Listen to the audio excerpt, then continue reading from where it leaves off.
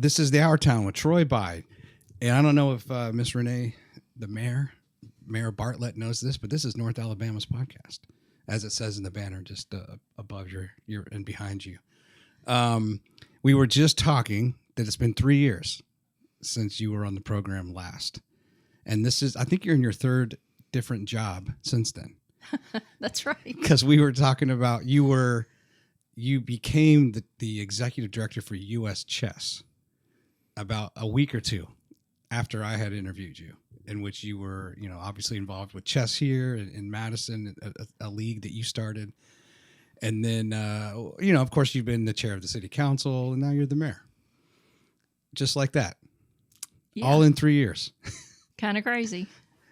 But in all seriousness, I know we tried to line this up. You were going to be my first episode after I went on sabbatical for a while, and I was hoping to have you on. But then you went to the Rose Bowl, and it rained.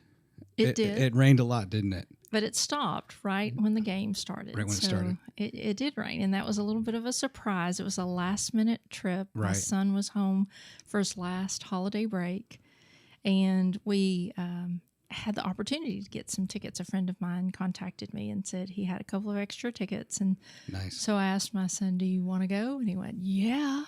I said, okay, you figure out all the travel because I got to go to work. And he figured out a hotel and how to get there, and we went. So I had to reschedule. No, that's fine. I was jealous because I don't know if do you have like a bucket list when it comes to sporting events, or, some people have been to like every Major League Baseball stadium, but when it comes to sports, do you have any sort of goals in that regard? Oh, sure. Yeah. There are a lot of things, just experiences that you want to have, whether it's sports, music, different things. And Rose Bowl was definitely on my list. I had been to Pasadena before. Yeah. We actually did college visits. So Caltech was on the list, and Stanford was on the list, and we'd visited California when my son was a junior, but had not made it to a Rose Bowl, so that was definitely on our list. Have you been to any other bowl games? No, I don't think I have. I've certainly been to Tuscaloosa and watched Alabama play while my son was in college. Right. He just graduated, right? Yes. We're going to talk about that. Okay. What's another big concert or sporting event you've been to? What's like the top of Renee's list? Can I call you Renee, or should I call you the mayor? What do I call you? Renee is just fine. So before my son was born, my husband and I loved baseball, and so we would travel the country and try to visit stadiums. And we lived in Tyler, Texas for a period of time, about 4 years. And so the ballpark at Arlington was at that time was one of the new ballparks, and a lot of other parks were sort of modeling themselves off of that. Of course, Camden Yard. Yeah. Now, what was interesting was my job as the U.S. Chess Executive Director. A number of our national tournaments end up being in Baltimore. And so one year that we were there for a spring nationals, my suite was actually looking over that stadium. Really? Yeah. And it was funny because that year was the year that Caitlin Clark was playing in the finals. And it was so much fun to have a suite where I could invite so many of my colleagues there to watch that championship game. Yeah. And I think it was one of the highest rated games really? That was ever watched when she won the finals. So that was a lot of fun to gather people to watch women. Mm-hmm. And I know we're going to talk about SEC softball at some point. Yeah. And I am so excited to be investing in women's sports and helping elevate the attention that women get to play. So real quick, back up. So you were in the Inner Harbor area of Baltimore, and your hotel was overlooking Camden Yards? Yes. Oh, wow. I was there recently, but I stayed at a Hyatt Regency that was a few blocks away from where the Ravens play, and then, of course, Camden Yards, which I think Camden Yards is just timeless. Yes. There's a lot of stadiums that have probably been built since then that they're ready to tear it down or move on, or, it's kind of an eyesore, like FedEx Field where the Commanders play. It's kind of, But Camden Yards, it's been there for 40 years, right? I think it was like 1990, maybe, its inaugural beautiful. season. And yeah, I was just watching them play the Blue Jays last night on TV just for a little bit. And I was like, oh, Camden Yards, is something special about that. Yeah. So what's your favorite, like, this is just a question I normally would ask at the end, but I'm asking it now. Like, so if you could see your favorite band or singer from the front row, or you could have tickets to Game 7 of the World Series, or floor seats, whether it's WNBA or NBA, floor seats for the Game 7 of the NBA, WNBA finals, or field level seats for the Game 7 of the World Series. Picking all the major sports in a concert, what would you want? I'd pick a concert, and my biggest regret was never getting to be there to see the Eras Tour. So I would pick a Taylor Swift concert.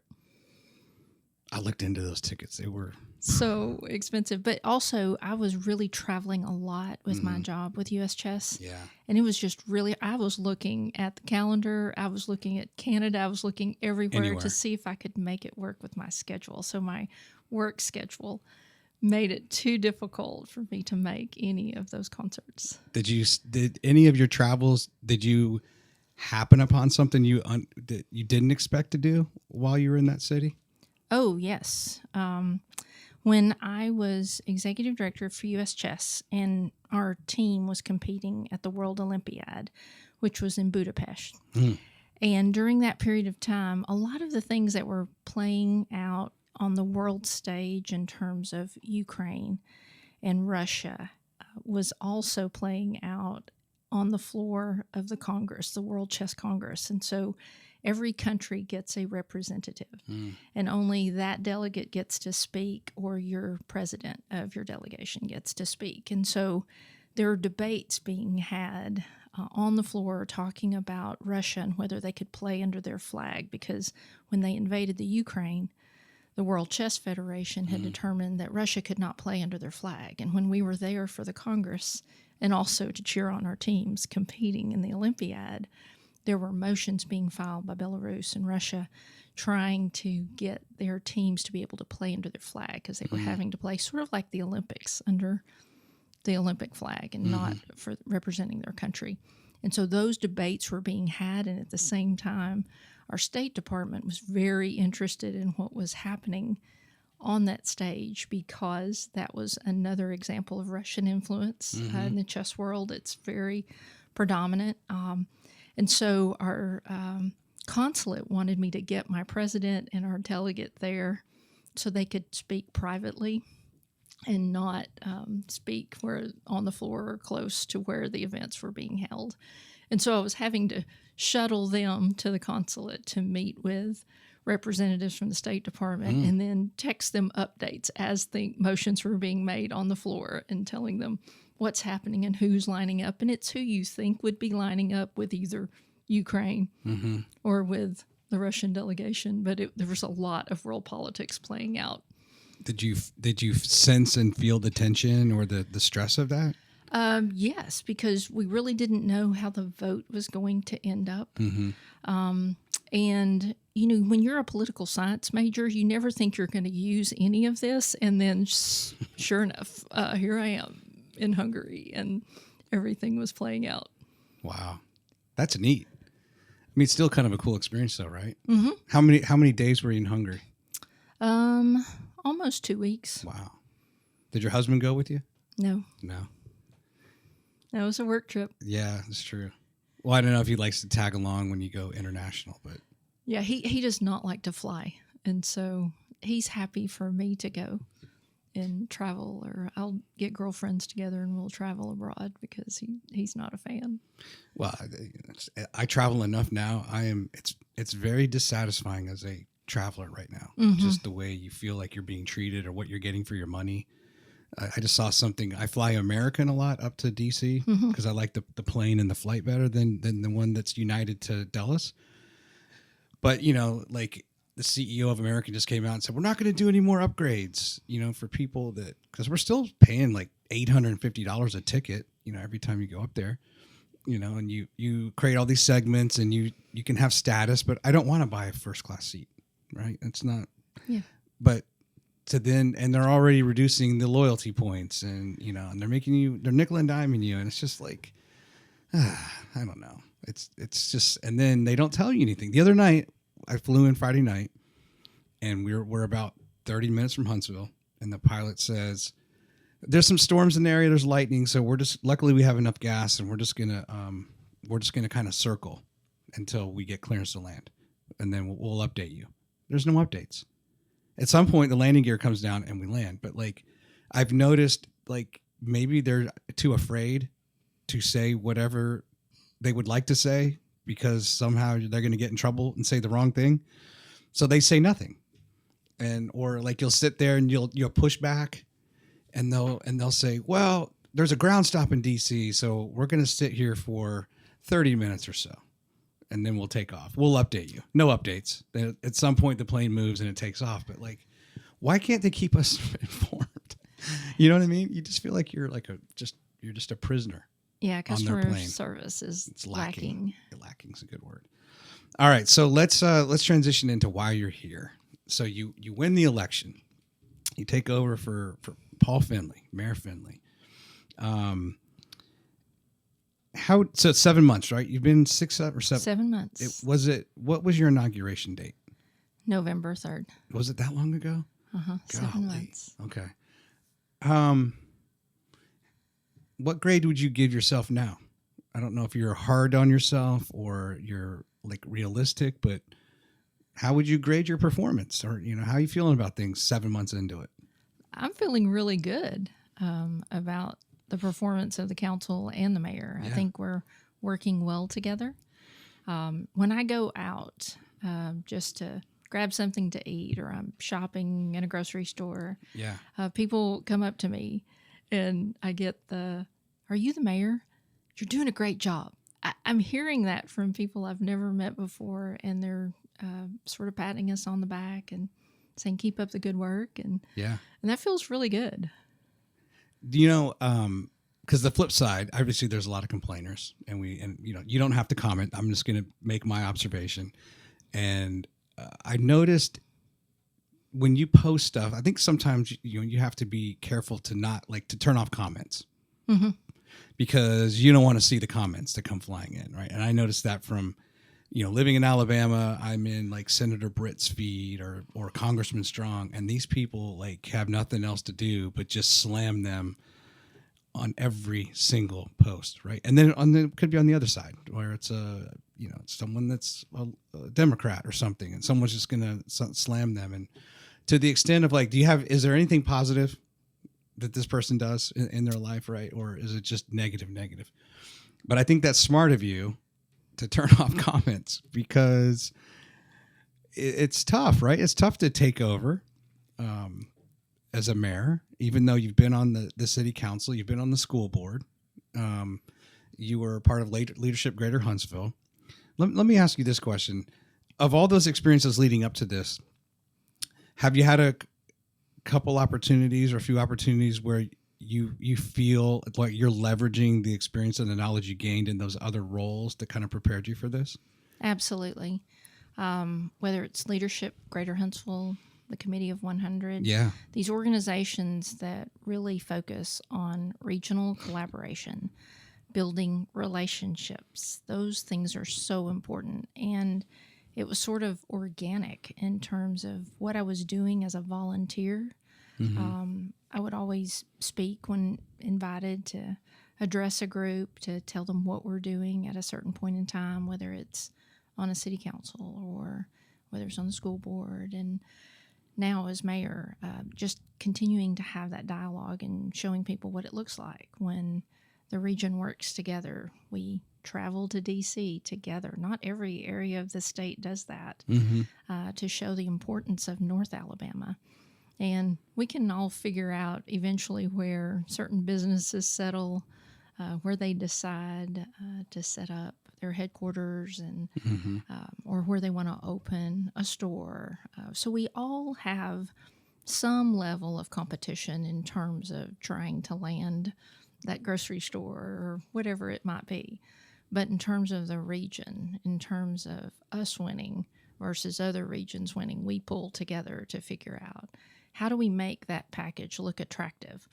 And Madison's a part of that team because we have an outstanding school system, and there's a lot of people that are focused on education and where can I live if I have school-age children, where they can go to an outstanding school system, and preferably public so that they don't have to pay tuition. And so that's a real important piece of the puzzle. And that's something that Madison can offer, the quality of life in Madison. It's just a safe city. It's a wonderful place to live and raise a family. Those are the kinds of things that we can help when we're trying to attract Space Command or Eli Lilly or you name it. And we'll be the beneficiaries of it.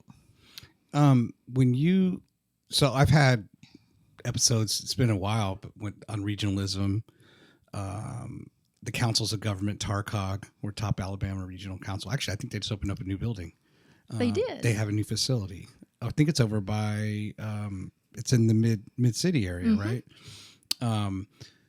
Next to the Orion. But just to clarify for the audience or define it, when you talk about regionalism, are you talking about the 5 or so counties in North Alabama, or certain cities, or how do you define that? So we certainly have expanded what we're trying to do in terms of North Alabama and the work of Launch and the Committee of 100. They're spreading their wings. Launch 2035? Yes. And so you start with Madison County, Limestone County. That's where Madison's located. And so we're definitely partners with everyone that's in those 2 counties. And so we work with them to try to attract and bring people here and see everything that's offered. So it starts there, but it's expanding. And when you look at who you're competing against, it's not really just in Alabama. It's other states, other regions that are also competitive, and we want to put our best foot forward and show them everything that's North Alabama. Now, do you also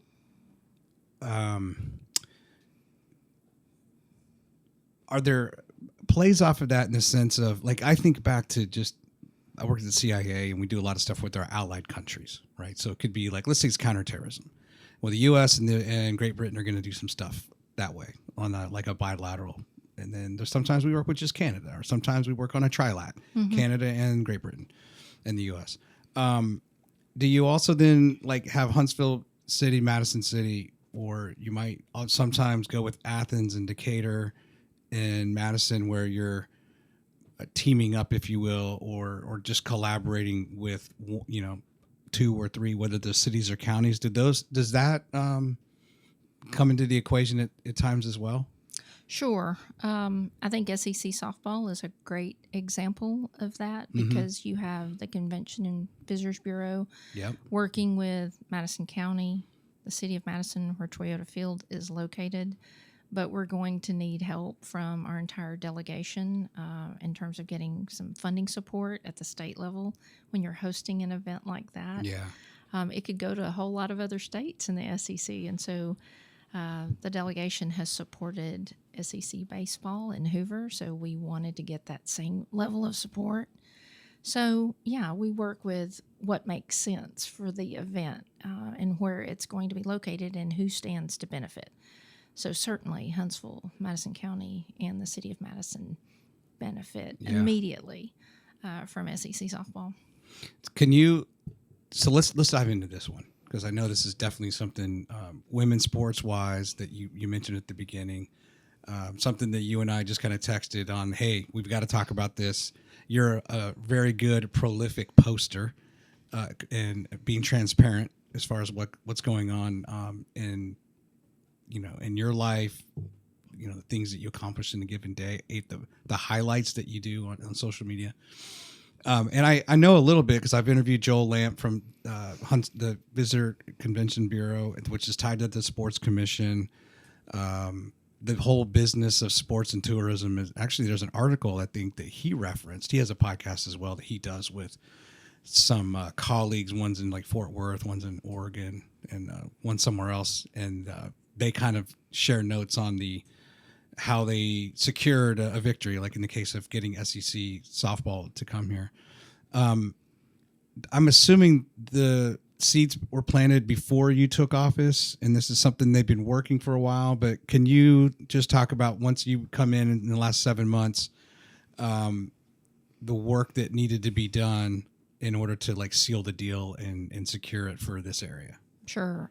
Joel Lamp has been working on this idea for years. Okay.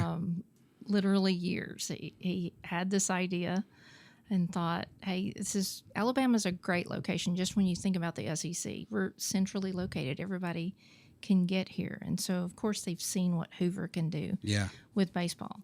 Softball is a little more complicated because we have to change over the field.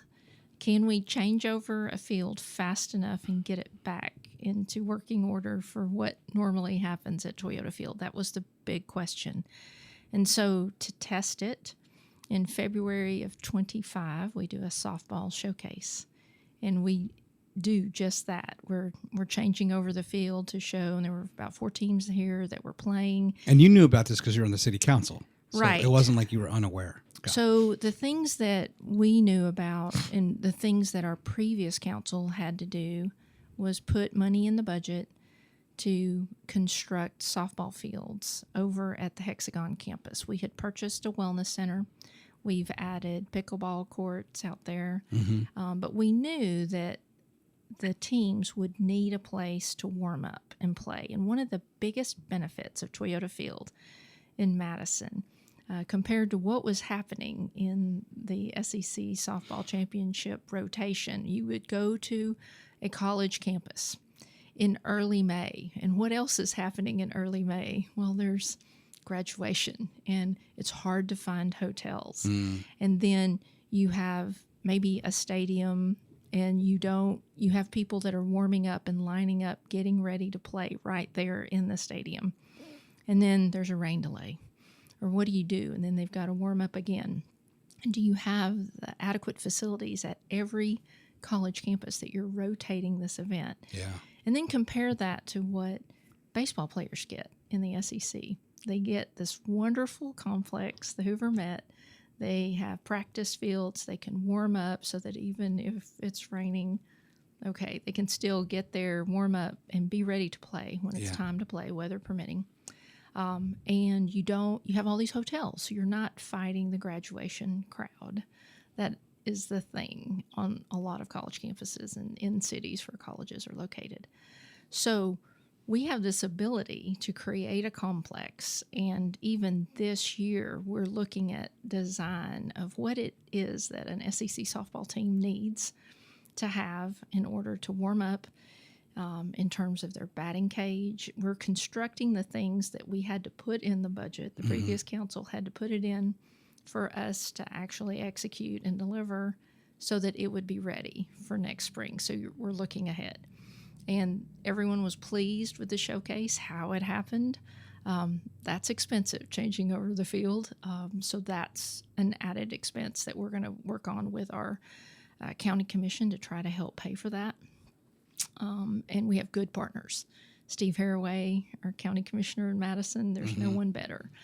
And we're working with the CVB in terms of getting the signage, the promotion. There's things that need to happen there at Toyota Field, driving into Toyota Field. And one of the things that we did recently was we traveled to Hoover to see how they put on SEC baseball. Yeah. And so I went with Garrett Farman from the Trash Pandas, and Joel drove our van, and I brought our Parks and Rec director, along with a city council member, Michael McKay, who played baseball for UAH. So he's very keen on baseball and this event, big supporter. And so we travel there to just see, what do you see when you drive up? You're seeing SEC painted on green space on hillsides as you're coming in. You're seeing the signage. You're seeing what they're doing for hospitality, for the teams, for the media, for the SEC staff, everything that's the machine that is SEC baseball. And so we're seeing what needs to be done. And then we're conferring with them in terms of what do you need to have in the batting cage, in the bullpen. And it's very tech savvy now. You know, they want a feed so they can see and time the pitchers, so they can time the machines to pitch and help them warm up. And so there's a lot of electronics that's going to go into this and getting it ready, as well as building the field and so in the batting cages. And so we're working on that right now and executing. But coming into the administration, we were so excited. We knew this announcement could come, but we were waiting on the SEC. And Trash Pandas, they were having to negotiate their part of the deal. We're negotiating our part of the deal in terms of what we were going to deliver as a city and for that field. And then we were just waiting. So my job as a new mayor, first of all, I had to read in. I have 6 brand new city council members, okay? 6 of the 7 are brand new. They know nothing about this enterprise, about what's coming. And so I had to sit down with them, with our attorney, explaining to them the different components of the deal, what the CVB was supposed to do, what we're going to see happen during that week, what resources we're going to have to expend. And they ultimately get a vote and I don't. And so we're trying, you have a previous administration that started working on it, but it wasn't ready.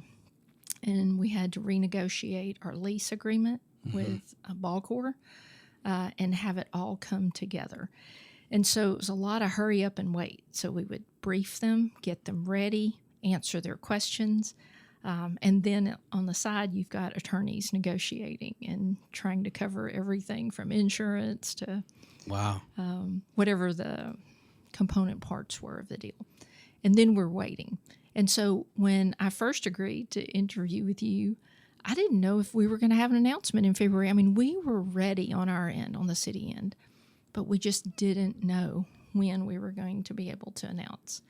And then we were trying to get the commissioner's schedule to align. And we had even thought in November, when we first started briefing our council, could we get it done before football playoffs? And we were trying to get ready, and we just couldn't get the schedules to align. And then football takes over. And then when football's done, then you're trying to figure out how to squeeze this in and get an announcement done, because we really need to prepare. And we need to go up or down. We need to have the vote. We had to have a special called meeting to have the key votes before we could have the press conference. And you have to line all these things up. And in the end, we couldn't get the commissioner here for the announcement. But we were able to do the announcement. The SEC commissioner? Yes, thank you. So we couldn't get him. And when you said Ball Corps, that's actually the company that owns the Pandas. That's right. Right. Okay. That's right. I'm excited. You know, I'm one of those people that I can see the benefit, the economic benefit, what this does to set the stage for other things.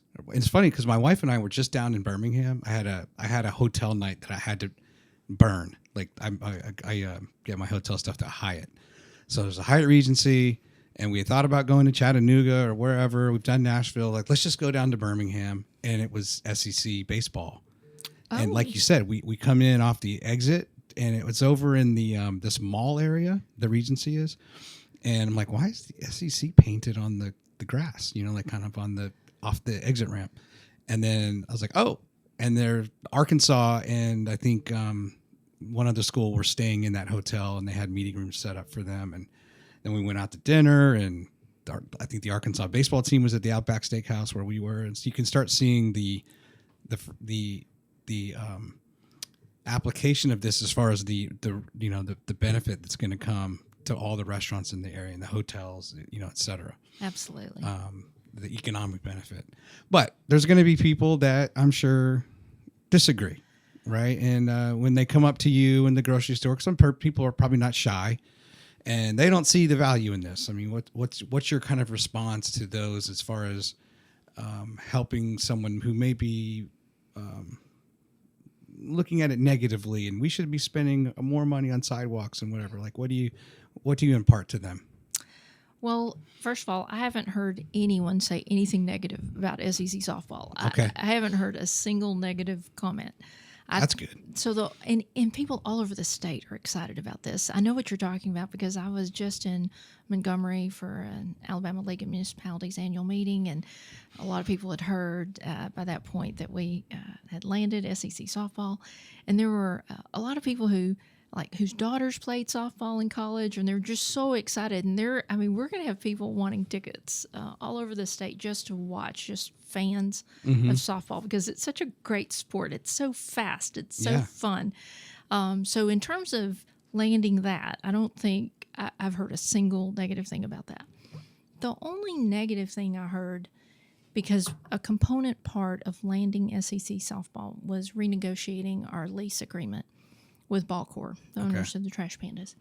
And one of the ways that it was renegotiated in our new lease agreement, what it provides is a real incentive for the Trash Pandas and for Ball Corps to do non-baseball events. In the original lease agreement, we were splitting the proceeds of non-baseball events 50-50. Wow. Essentially. There were other component parts of the lease payment, but non-baseball events, they weren't making the profit that they needed to make to do very many. So SEC softball is a non-baseball event, and they weren't going to sign if they were splitting proceeds with us. On the side of the city, when you look at this arrangement, you have to ask yourself, is it more important for us to get 50% of a declining revenue stream? Or is it more important for us to incentivize Ball Corps to just blow it out and host as many non-baseball events and let you keep the profit from that? Because when you host these events, it's just like the things you mentioned. People are staying in your hotels. They're going to be shopping in your stores and eating food in restaurants and raising your sales tax and lodging tax revenue. And so what can you do as a city to incentivize that area to continue to have events? And that's really what it came down to. And we had to change the terms of the lease so that they get to keep their non-baseball event revenue. Okay. They don't have to split it with you anymore. Right. But in exchange, they hold more events. Right. Because they have the incentive to make more money and then by doing that. You all are probably okay with that because there's that many more hotels and restaurants that now exist that weren't there 3 years ago, 2 years ago, a year ago, 6 months ago, right? That's right. And we'll continue to grow. So you're not as, let's just say, dependent on that 50% because you're like, we're going to make revenue elsewhere. We are making revenue elsewhere. So it was time to renegotiate. Well, one real key difference in the original lease and the current amended lease is that they were not required to hold a single non-baseball event. Oh. Under the original lease, they could go dark when baseball season was over. Now, how would we benefit from that? Right. And so in this agreement, they have a minimum number of events that they have to host, but really, because they're keeping the profits, that really incentivizes them to do more. Gotcha. Do you know what from an SEC perspective, what cities didn't make the cut when it ultimately came down to Madison, Huntsville? Do you know whether cities were in the running? And I don't. I think that there are. First of all, you'd have to look at the location in terms of how easy it is to get there and to travel. Yeah. And so I think we were one of the prime locations that had a minor league baseball stadium that we could use to convert. And we're seeing some indication that there are other cities now that have minor league teams that are looking at hosting events like the one that we have in other conferences. They've sort of caught on to the idea, and now they're trying to host themselves. But we were the first. The Pandas they do an amazing job. Like they did the football game, and I don't know if you remember, they only could go one way because they didn't have enough room. And I think that's been rectified, and now you can actually put a full 100-yard field plus the end zones in. But that was kind of like an oversight, and then they figured it out. And then just as a funny aside, when I interviewed Lindsay Knupp who is the number 2 over there with ball corps. She was just telling me a funny story of bringing a Jamaican drum line, like a Jamaican drum band. This was like at the AAA All-Star game in Philadelphia. But when you think of the things that can go wrong, and their drums got stuck in customs. You should go back and listen to my episode with her. Oh my goodness! And that because I've interviewed her twice. It's the first time. And so then they had to go and like just steal from a golf course anywhere they saw a 50-gallon drum, like a gas station. They threw it in the van, and then they found another one at the golf course, and they had to get 6 of them or 5 or 6 of them, and they didn't sleep because they had to get these and then clean them out and then turn them into drums so that by the next night, the guys could perform. And then they eventually kept those drums. They liked them so much that they kept them, and then I think like 5 or 6 months later, the actual drums got through customs, and arrived. But sometimes you just don't know what goes into putting on a sporting event and what can go wrong, or even like there's a story she talked about the bobbleheads where the vendor did it wrong, and 2 hours before game time, they're unboxing these bobbleheads, and it's like these aren't right, they're not in the right boxes and stuff. So. I hope that everything goes well with SEC softball. But that is exciting. And Joel and them are just fantastic. And it seems like they're always bringing something new. Like there's curling is big now in the area, and the Rocket City Curling Club, and there's more bass fishing that's coming here. That sporting events are taking notice of North Alabama in this area. And willing to negotiate with the cities, right? Say, hey, how can we bring our event here?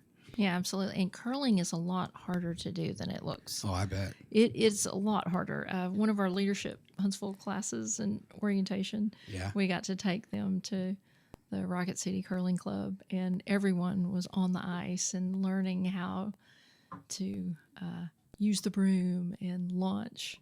Yeah. And it's so much harder than it looks like on TV. Did you try it? Oh, yes. And that thing's pretty heavy, right? It is. It is. What do they call that? I can't remember. It's not a rock. I should know. I know, but it's heavy, and you're trying to launch it and not fall over. And then you're using the broom and trying to smooth its path. Don't want you to divulge any secrets, but I mean, if you had your druthers, what kind of, and let's talk about women's sports. Like, what is one that you would like to see come here at any level? Professional, amateur? I'd love to see figure skating. I'd love to see. We have an arena for that. Yeah, we do. And, I used to work in St. Louis where the U.S. Chess was, and I think they've just landed the U.S. Championships. And I think about St. Louis has some similarities with Huntsville, and I'd love to see figure skating here. Have they ever? I mean, I guess Disney on Ice fits into that. I mean, from an ice perspective, has there been interest in doing things at Probst Arena? Yeah, and there have been. There have been those events, those Disney on Ice kind of things, and I mean, we certainly have gymnastics there. We have hockey there. But I don't think I've seen a figure skating event. Okay. Do we have monster trucks? I don't know. I don't know about truck rallies. I've always wanted to go to a monster truck, and I've just never done it. Yep. For whatever reason. Now, I have tried to work with the CVB to bring in a U.S. Chess Championship here. And so there's some people from U.S. Chess who have looked at the area to see if we could host a U.S. Open. Are you concerned that we're not big enough to host that and the number of participants that would come? So the U.S. Open won't have as many people as some of our largest events for kids. Super Nationals is the largest. That's like 6,000 kids under one roof with their parents. And so we wouldn't be big enough for something like that. But the U.S. Open is interesting because you have about 500, 600 plus individuals who are playing. for a slot in the U.S. Championship. So it's an open event. Anybody can play. So you'll have grandmasters playing in that event to try to get into that top tier to land one of the slots. You also have preceding that event, and sometimes some of the players in the preceding event enter the U.S. Open, or the national tournament of high school, middle school, elementary champions. And so every state picks a champion, and usually they do it through a state championship event. And so Madison has some who will compete this year in the tournament of elementary, primary, middle school, or high school champions. We have some from other areas of the state too. And so that event where you're hosting, so there's 50 to 250, and then you have the senior champions. They're all playing prior to the U.S. Open. And so we could fit that event very nicely. Mm-hmm. Are you still doing stuff with chess locally, or do you have time for it? I am. I'm still a certified tournament director. So we hosted the all-girls state chess championship in Madison this year, and we hosted the state scholastic championship K-12 at the Space and Rocket Center. So that was a place I'd always wanted to do a state championship event. And so was it in the Davidson Center, or no? It was at their operations center where Space Camp comes in, and they do their graduation there, and they do their orientation there when you first check in that ops building. That's right. There's like table area if you have a dinner, and then it has the auditorium. Yes. That one. Yes. So that's a neat facility. That's part of it. Yes. Okay. So that's where we held our state championship. Got it. So let's talk, if you don't mind, can we, because I just saw it posted. So shout out to Erica Despain, All Things Madison. I know she's now on the board of Madison Visionary Partners. I used to be on the board, and then just kind of got busy with things, and I wanted to redo the podcast and can't do everything, but great group. Christina Hearn, I just noticed that she's going to be doing like the dancing with the stars type thing, her and her husband, I guess. Oh, for heels? For heels. That's fantastic. I think that's what it was. She posted something, and that was got quite there's a lot of chatter, comments and stuff. Okay, congratulations. But Erica sat down with you this morning, owner of All Things Madison, and I was going to wear an All Things Madison shirt, and I think my daughter, I have like two of them, and I think my daughter took them. But I was looking in my closet because I always like to wear, I'm wearing a Foul Wow design shirt, Jonathan Fowler, who went to Madison Academy, and he does kind of funny T-shirts. And so now that I've been doing the show long enough, you don't remember that I probably wore this. It's like episode 30, and I like to recycle them. But if I could, I'm just going to kind of summarize some of the comments that I saw, because she basically posted a picture of the two of you, and got to meet with you for an hour this morning. I'm thinking, well, great. And I get to meet with her an hour this evening. This is fantastic. And on almost the eve of your 7th month, inauguration.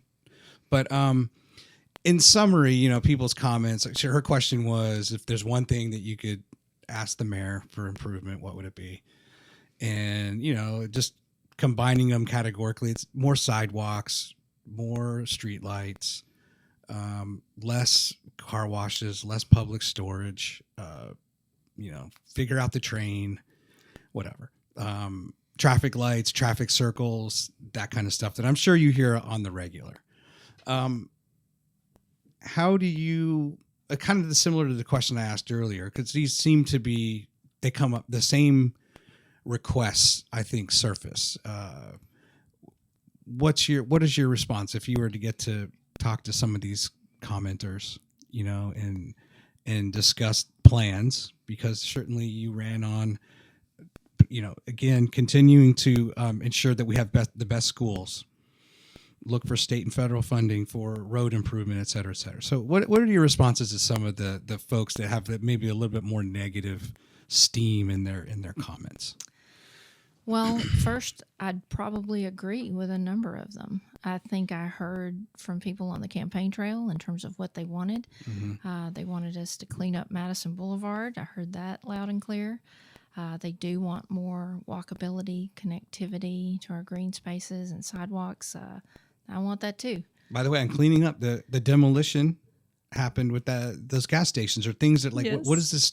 What is this? What's going on here? right? Let's get rid of this eyesore. Yeah. So we have a neighborhood corridor revitalization task force that we formed internally with staff, and we started with everyone that touches this issue, from our planning department, our building department, that's the code enforcement group, our fire department, police department. They get calls for places that are a little run down. And then we have our attorneys who are trying to help enforce and prosecute code violators, and our municipal judge. We had him in the room. So we were all around a table just trying to engage in honest dialogue about what are the impediments to enforcement? How do we get things where they need to be and have people take care of property the way that it should be taken care of? And if you don't do that, then you encourage criminal activity, and that's something none of us want. And one of the things that came out of that conversation was this recognition that out-of-state owners, some out-of-state conglomerates that come in and buy property, and they don't necessarily invest in it, keep it up, care when people complain, tenants complain, an apartment complex, or it's harder to reach them. It's harder to get their attention. So we're looking at what state laws need to change, what federal laws need to change. It's not just a local issue, but sometimes we might need help from state and federal level. So we're still investigating and exploring what other states are doing, because we're not the only area that's impacted by this. But then locally, we're realizing, hey, we have rules in place. We have code that exists that we need to enforce and mean what we say. When we cite you for a weed lien, grass is overgrown, and if you're not going to clean it up, we're going to go in and mow it and then assign a lien and make it realistic in terms of what it really costs to mow that piece of property. So we've actually increased some of our assessments there. And then we started contacting owners. And it's a delicate dance when you want someone to improve a property on their own. You want them to invest in your city. But why would you invest if the neighbor next door doesn't have to keep up with what they're doing? And so we contacted the owners on the corner of Sullivan and Madison Boulevard, and they responded positively in the sense that they understood the violations that were occurring, and we told them, we need you to demo the property or we're going to do it. And they responded in what you're seeing. So they are actually the ones who pulled the demo permit and are engaging in the services of tearing it down and then sending it to a dump after they sift through the different piles of things that were there. We did not have the same response on the Madison Inn and Suites. We sent them a notice and did not hear from the property owner. And until right before a hearing. So we schedule a hearing with our city council. And we just had that hearing in May. And our city attorney was recommending that we demolish the property. It was just beyond repair because of the damage that occurred in a fire in August of 25. There was just too much happening there. It was the pictures that we had at the hearing. It was terrible, the disrepair. And it was attracting criminal elements. And we were having a lot more police calls out there than in similar properties in the city. And so there was some debate, a little discussion among the council, but they unanimously voted to demolish the property. And so now our attorneys are talking to their attorneys. They have indicated that now that we've ordered demolition, they would like to take care of that instead of having the city do it, because it's going to be a lot more expensive if the city has to do it. And it's a numbers problem now. And they understand, and I think the insurance company understands now that we've ordered demolition, that there's going to be no repair to the property. So they need to mow it down, and they can do it in a more cost-effective way. If they don't do it, though, we have an order to demolish that's in effect for 180 days. And so we have that period of time. So they have 6 months to take it down?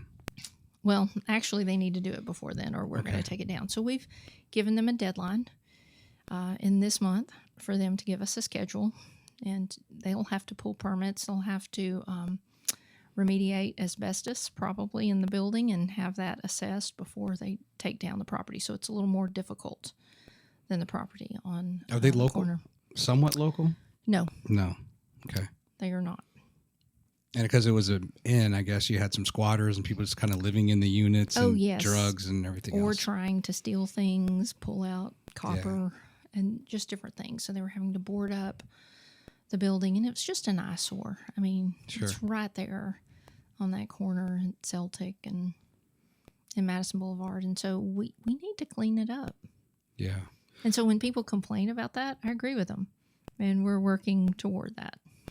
I want to give you kudos for, was it the Sullivan Street Apartments? I just interviewed Taylor Reed from Shower Up. Sutton Yeah, Apartments. Sutton. I don't know why I said Sullivan.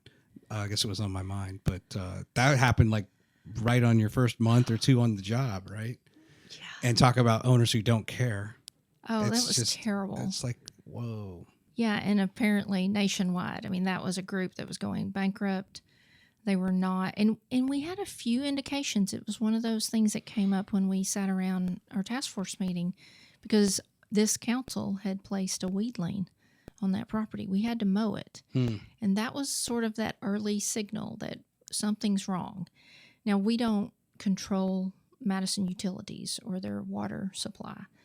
So we don't know what's going on with them, but then we realize, okay, they've shut off the water because they haven't paid the bills, but it's the national company that's not paying the bills. All of those poor tenants were doing everything they were supposed to do, and they were paying their bills, and they had no communication, and the water gets shut off. And that's on a weekend, and then we have a winter storm coming in January. I mean, it was just so many things just happening to these poor people. Perfect storm. Yeah. Taylor, have you've had a chance to interact with him? Mm-hmm. Did you know? I just interviewed him, and he wears this necklace, and it's the only thing he has, possession-wise, because his family's home was destroyed in those tornadoes in 2011. Oh. He lived in Harvest. And he was at a friend's house. His parents and his sister were huddled in a small bathroom when this tornado came through. And the next thing you know, it's blue sky. It was completely gone. They never found even a brick that belonged to their home. And that's the only possession he was able to recover. His grandma, it was from Israel. His grandma had given one to his father when he was younger. And then whenever she had bought it 20 years before, it was before he was born. She said, I'm going to give, if you ever have a son, I'm going to hold on to this necklace and I'm going to give it to him when he graduates high school. And it was 2 weeks before graduation when the tornado happened, and it got blown away because it was sitting in a little box, and he didn't want to open it until he graduated. It was sitting in this little box in his dresser, and of course the house gets destroyed. And 2 weeks later, he's just kind of walking through the debris of their neighborhood, and there's sheetrock everywhere. And he sees this piece of sheetrock and is like, let me kick that. He'd been praying he could find the necklace, but he also got to a point where he was good if he never found it. He stopped praying about it. And he kicked this piece of sheetrock, and there, lo and behold, there's this box. And that's the only thing he has from before. It's crazy. But, you hear stories like that, and you wonder, how are those people like Taylor Reed out there that just a true nonprofit, right? They just want to give back. And every single day they're doing something, in this case of Shower Up, right? To give those who are unhoused a chance, those who want to work and feel human again, and just all these tremendous stories. But I was blown away at that story. Can't imagine. Not having in your trophies or just your possessions that you acquire, right? It's all gone. So, yeah. Anyway, just a little bit of perspective on someone like that. So I'm sure you get asked a lot, and I gotta tell, I just turned 50, and I get tired of the longer I live, politics and in the campaign trail. where people are making these promises. I'm going to promise this, and I'm going to fight. And unfortunately now it's in the rhetoric of like, I'm going to go fight for you. And it's like the fight is on, right? And I guess it's nice as a mayor, you don't really run as a party, right? But my eyes roll when I kind of hear this senator or this congressman or whoever it is promise something that every other candidate's promised. And it's hard not to I get jaded, I guess, as I get older.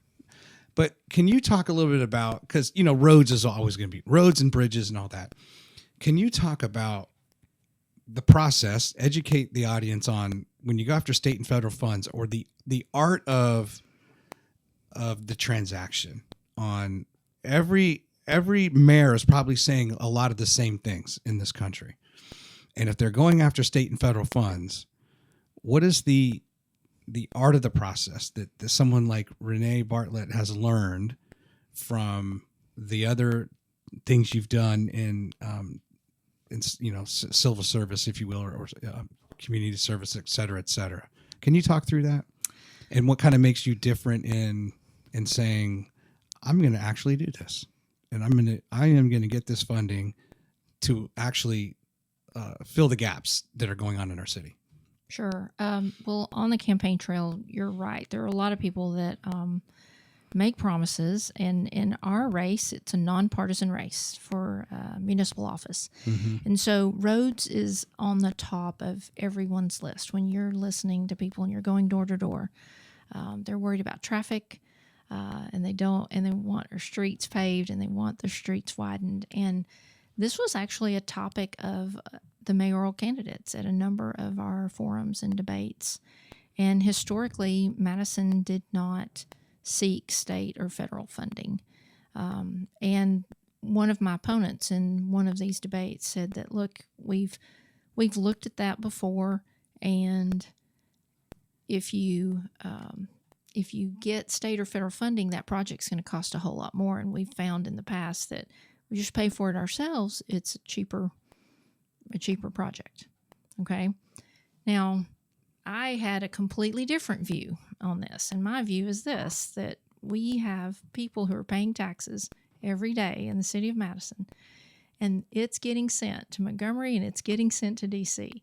And we need to get our fair share of the return on those taxes. You have a right as a taxpayer to benefit from the taxes that you pay. Mm-hmm. And so I think as mayor, I need to fight and make sure that we're there at the table to get funding in this community. And some of it benefits both Huntsville and Madison County and Madison. There are a lot of projects. Slaughter Road's probably top of mind. That the widening of it? All three jurisdictions share that road. And so that's a prime candidate for federal funding. And indeed, I sat down with Dale Strong and talked to him about that. And he's been putting in little bits of funding here and there, trying to get that road widened and help us in this region. And so even though, yes, the project can become more expensive, but when you're talking about an 80-20 match, 20% is a whole lot less than even a reduced price for a road project. Mm-hmm. And so that's something that we're actively doing in this administration, is applying for road funding and identifying projects that we think are good candidates that help move traffic and impact more than just the city of Madison. Now, certainly there's some sidewalk projects and things like that we can pay for ourselves, and we can do the work ourselves, and that helps save money. But I think that we should be fighting. Now, the way this happens, if you get federal grant money, the way that these road projects happen is through the Metropolitan Planning Organization, the MPO. And I sit on the MPO. I'm one of the votes. So Madison has a vote, Madison County has a vote, Huntsville has 2 votes. So they have a city council member and Mayor Battle are on it. And we talk about road projects and get updates from ALDOT on widening projects and things that they're already working on. And then if we get state or federal funding, we talk about those projects. And so Madison is actively participating and seeking funding. And we're scoring some early wins, and I think that I anticipate that we will have other wins coming down the pike. What is the federal level, Department of Transportation, whatever it is, like, what is the criteria in order to say, okay, we'll listen to Huntsville Madison this time? And like, how are they down selecting, I guess? Because everybody wants their funding, but ultimately, like, how do you get their attention, or how, So you lobby. Okay. And so Huntsville's very good at it. They've been very successful in drawing attention to the North Alabama region. But if you look at funding statewide, we're not getting our proportionate share. Okay. And we've pointed this out in terms of how funds get funneled to different projects. And so all of us working together, whether when we're going to D.C. and we're trying to meet with our senators and our representatives, we're talking about this issue. This is top of mind when I get a few minutes. If I get a few minutes with Congressman just Strong, good old-fashioned lobbying. It is. And so you're wanting to make sure, now they open things up so you get to apply, and it helps when you have a plan, a design. And so a lot of times you'll see municipalities and the county funding design work. And the MPO recently added $500,000 to their design budget to focus on those road projects that could impact multiple jurisdictions, because those are the ones that we need to work on together to get funded. Yeah. And so Madison can easily identify some of those projects that would be great for Huntsville and Madison, or Madison County and Madison, to work together on, because they impact both jurisdictions, and they would be prime for design work. So when you have the project designed, that helps you understand what the true cost is going to be, what are the hurdles that you have to jump through, because we've been waiting forever on Highway 72 to be widened, right? And part of that is because of environmental studies that we're waiting on, because there's certain portions of that highway that have to go over some major culverts and waterways and things like that. And so we're going to have to wait on ALDOT to finish the environmental before we can start paving. Paving's the easy part. Right-of-way acquisition, that slows you down. Moving utilities, that slows you down. So, for example, in the city of Madison, we have approved, and we have funding, and we have design to add a roundabout at Balch and Gooch. And so that's the road that leads to the backside of the hospital. So if you go down Balch and Gooch, it's tiny. It's smaller than the one that you've seen out at Huntsville Browns Ferry. So this one is going to be a much smaller roundabout. And it's taken us a few months to get right-of-way acquisition, because we're going to have to go into right-of-way to be able to construct that roundabout. Now we're waiting on utility lines to be moved. Those are the things that slow you down. The actual construction or paving are much easier, but it's moving utilities. Yeah. It's getting right-of-way. That's what slows you down. I was just thinking on Slaughter, that big house that just got built. I guess eminent domain, you got to come through and say, we got to take some of your driveway that you just put in, right? Yes. So, and you'll notice that, what's happening on Slaughter, we're trying to add a turn lane from when you get off of Faro onto Slaughter and you're trying to go up Eastview. We're trying to add a turn lane. But what you're noticing is we're actually adding a lane on the Huntsville side of Slaughter Road, because what's currently the right lane is going to become a turn lane onto Eastview. And so it takes time to get those things lined up so that you can then pursue the project. And there's things internal to Madison, we're taking care of, and we're ready to fund, and we're ready to build. The intersection of Hughes Road and Old Madison Pike, it's very misaligned. You think you're heading into traffic. So we're trying to realign that intersection. We're waiting on utility relocation, right-of-way acquisition. Yeah, it's a waiting game for all of us who work or have some involvement with government at any level, right? Like you're do some waiting. Patience is required.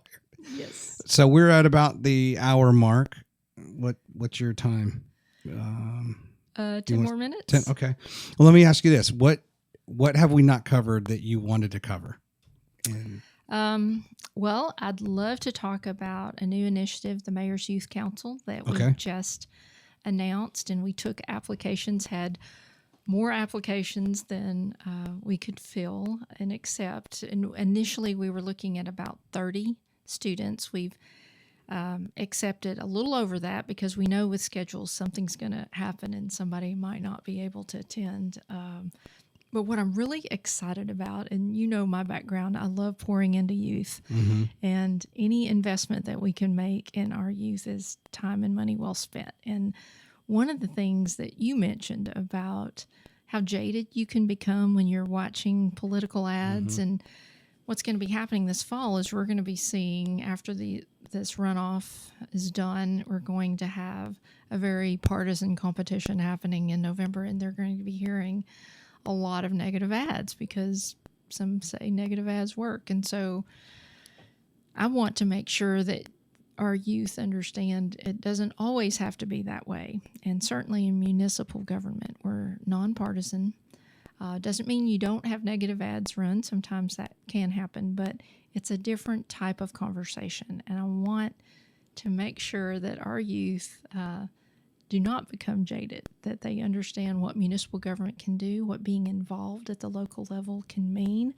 We want to engage them in public service projects and just educate them a little bit about the elective process, and to know that it can be a very positive thing and it can affect positive change, and they need to pay attention to what's happening on a local level. So I'm super excited about that.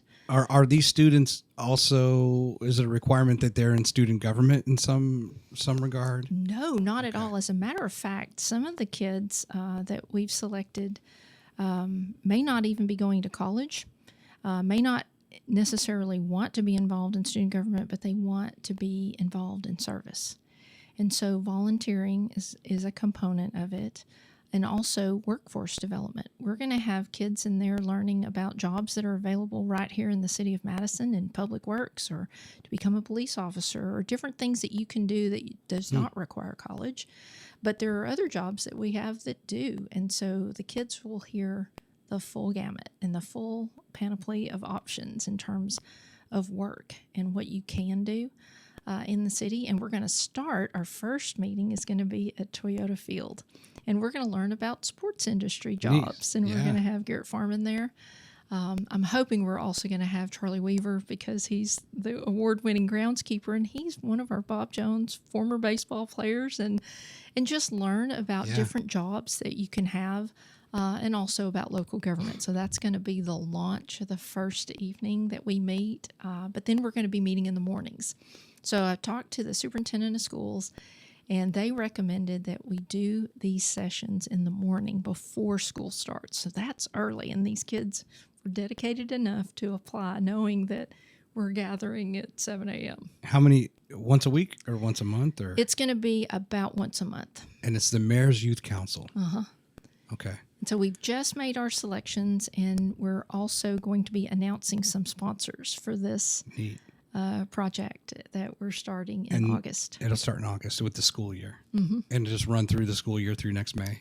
Yes. Okay. And so we opened it up to high schoolers, 9th through 12th grade. So rising 9th through 12th graders could apply. You could attend school in Madison. You could be homeschooled. You could be private schooled.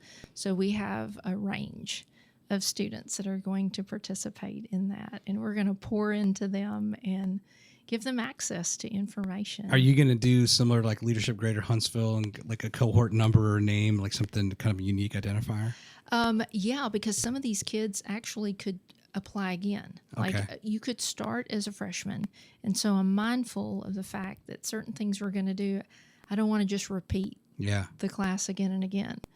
And so I sat down with Mayor Marks in Athens about how he started his, and he told me one of the reasons that really motivated him was that he wanted to make sure kids do not become jaded about the elective process, and he wanted to talk to them about municipal government. And I thought that was a great way to start. But there's so many things that they're going to get to learn and get to see firsthand. and I think they'll be very excited. You and I talked about this last time. Like, you can make a difference at the local level, and I think, unfortunately, only like 15% of people voted recently in the primaries. So there's a lot of chatter about how people want something and what they complain, but then go vote, right? Yes. And you're going to run, like you said, they're going to run into you. I never run into you at Publix or Kroger or anywhere else, but like maybe one of these days. But you're going to frequent, right? You're going to see Mayor Bartlett a lot more than you're going to see a senator.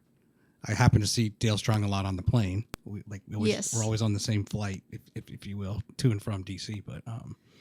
But yeah, you can make a huge. And I like the nonpartisan part of municipal politics. By the way, the municipal judge, that Aaron Ryan. Yes. Yeah, he was on my show. Yeah. He was personal injury and stuff. It's a great guy. Yes, absolutely. And I got to thank you on behalf of all of us, because we're all members of the Church of Jesus Christ of Latter-day Saints, and thank you for not making the temple every city usually fights against us building a temple. Really? Oh yeah, and they're going through it in Texas right now with the height of the steeple, and in Boston it gets ugly. Generally, what happens is when people find out that the church is interested, they'll triple or quadruple the price and just make it more expensive for us to buy. But we go through HE double hockey sticks in many cities. People who just don't want it there, but it's going to be a beautiful building. So thank you for because sometimes areas have to wait years, 2 or 3 years for the city council or the mayor. Philadelphia is a great story. I'll tell you at some point, and sometimes it's just, they just don't know what the church is asking for or not asking for. Like, they're paying cash. They're not asking you for money. They're not asking for lending. It's just, we just want permission to build our building. And but yeah, you would be shocked at the opposition in certain cities. Well, I think Madison really welcomes the faith-based community. And the other thing that I would leave you with is the new Madison Cares initiative that really came out of the Sutton Apartments. And I have to praise Building Church, Pastor Spencer Beach, and Ellen Beach. They really rallied and partnered with us, because a city can't receive donations to help individuals come out of a situation like the Sutton. And we needed a church partner. Yeah. And they stepped up big time. Awesome. And MVP allowed me to award the very first Mayor's Community Champion Award to Pastor Beach. And so if you've not interviewed him, he would be That'd be awesome. A great get just to talk about the work that they do. But after that event, I sat down with a pastor leadership team, 5 pastors who represent different denominations here in Madison. And Mike Oliver and I from Trinity Baptist, he and I had been having this conversation about what would it be like if we could gather all of the senior pastors of every church in Madison to come together to learn, sort of like Leadership Huntsville, learn about the community that you're serving, learn about resources that are there, because a lot of times we're dealing with the same challenges, and also get to know each other.